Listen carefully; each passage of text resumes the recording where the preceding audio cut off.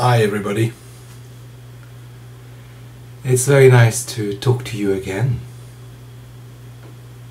I am Taigo and I live in Japan. I'm so happy to live in Japan. And this is Tree Leaf. Today, before going into the first picture, I know you all very eager to look at that picture and to study it. But before then, I'd like to say a few words about the actual pictures in themselves. I mean, 1 to 10, and the way they are displayed.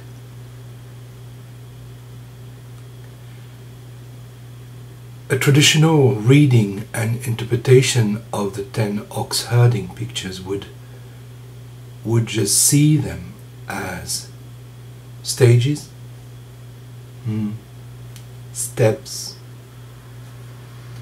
or gates one has to go through in a process of practice, Zen practice. This is not wrong, and there are excellent texts on the internet. I gave you a few links, particularly the one of Tereves. The Teisho is very, very good. So I don't want to be the parrot. I don't want to repeat what these guys said in my clumsy way. Bear in mind that reading of the 10 oxherding pictures as stages is always valid. It's particularly relevant. And at the same time, I'd like to provide a reading, an interpretation, which has a kind of Dogen twist to it. Not just seeing the pictures as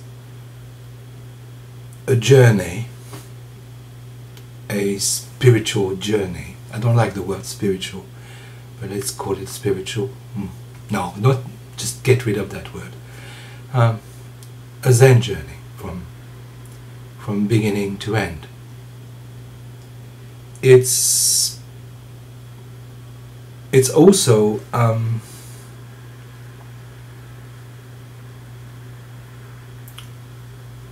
aspects that of our mind, of our practice, that are available every moment. So not one stage after another, but a display of possibilities which do not contradict each other. You are certainly getting familiar with the fact that in our tradition we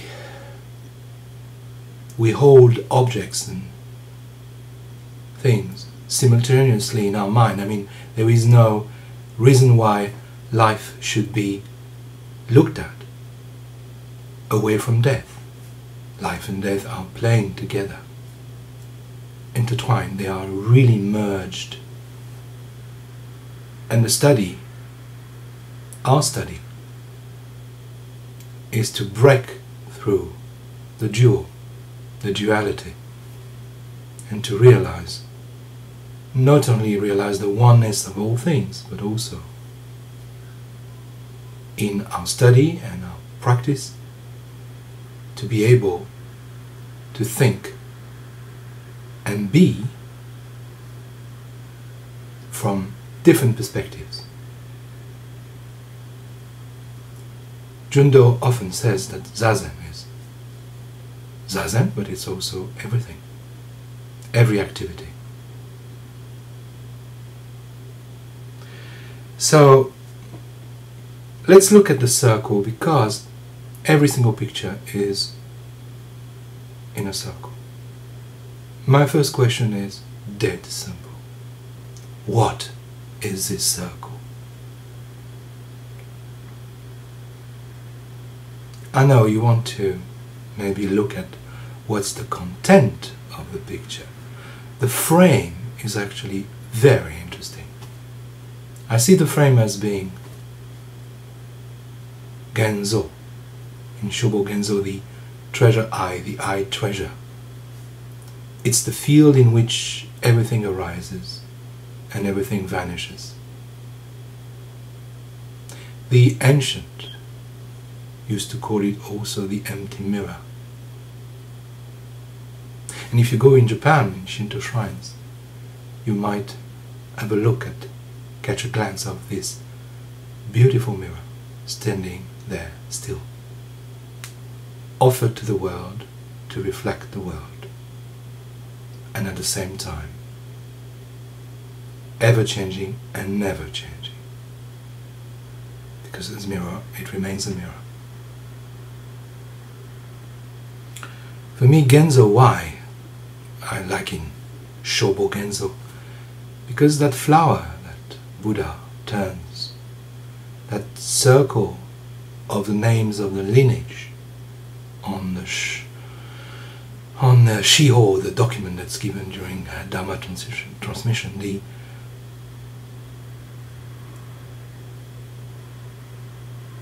the scenery, the back scenery of everything, this boundless field, is this circle.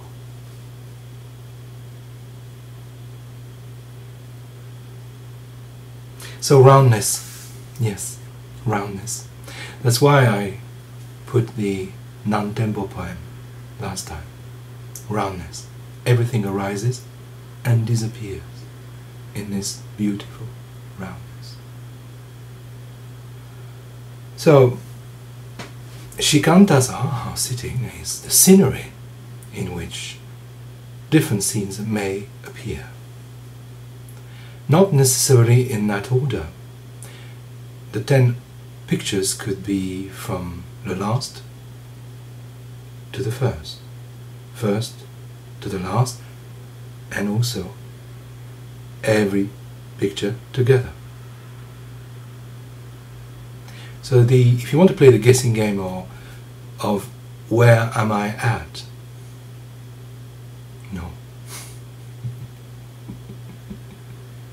You worry too much. Just leave it. This is the wrong question. So what is the right question?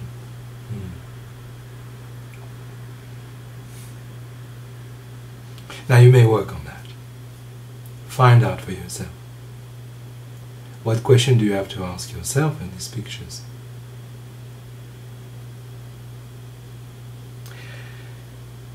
Ten ways to express